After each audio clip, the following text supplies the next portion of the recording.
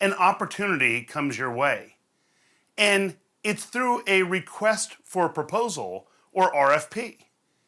And it's a huge opportunity.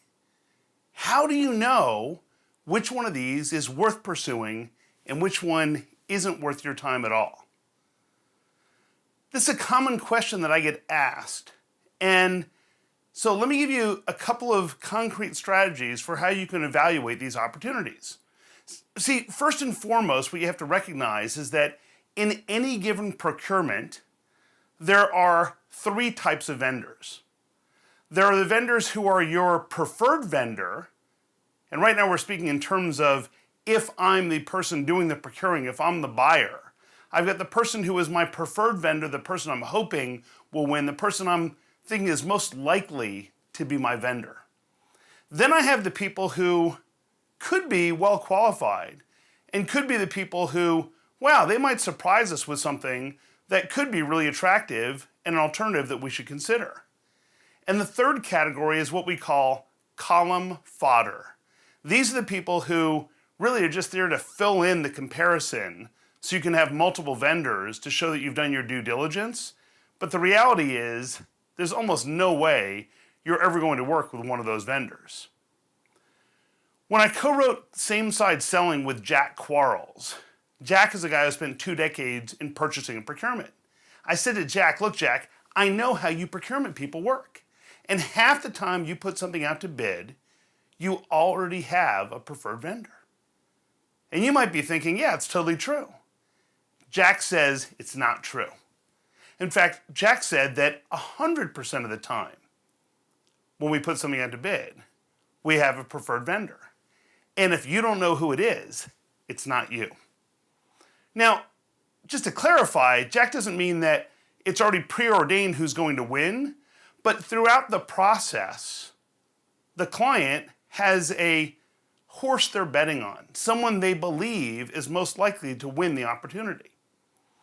When it comes to these procurements, the idea is that it's a level playing field. Everybody has an equal chance to win it.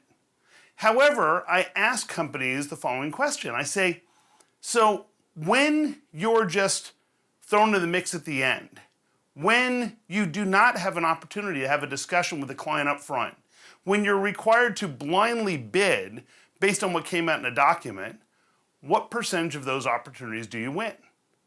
And the most common answer I get is less than 5%, and the second most common I get is less than 10%. Almost never do I get an answer from somebody who says it's more than 10% of those. Then I ask them, so even if it's a competitive environment, even in these highly competitive situations, when you have an early conversation with the client or prospect, when you have ongoing dialogues with them, and it still goes out to bid, what percentage of those do you win? And what people say to me is, well, if we decide to bid those, because often we're having discussions to determine whether or not there's a good fit, when we decide to bid those, we win more than half. So the most obvious thing is this.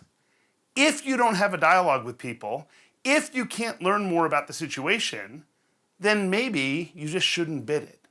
But you can't just say, no, we're not going to play because we can't have a conversation, so let me give you a strategy. What you want to do is share with the procurement people, share with the line of business people, gee, in the past, when we get RFPs and we just respond to them, sometimes we win. Early on in the project, we discover something new that wasn't in the RFP.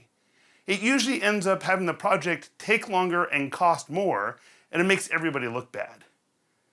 And we've just decided that we're never going to put our clients through that kind of situation again. So if we can't have some sort of conversation up front to ask those questions to make sure that we don't miss anything, then we're going to politely decline. Our hope is that if you can't include us in this particular opportunity, that maybe you can include us in the next one earlier in the process so we can ask those questions so we're comfortable that we can deliver the best results for you.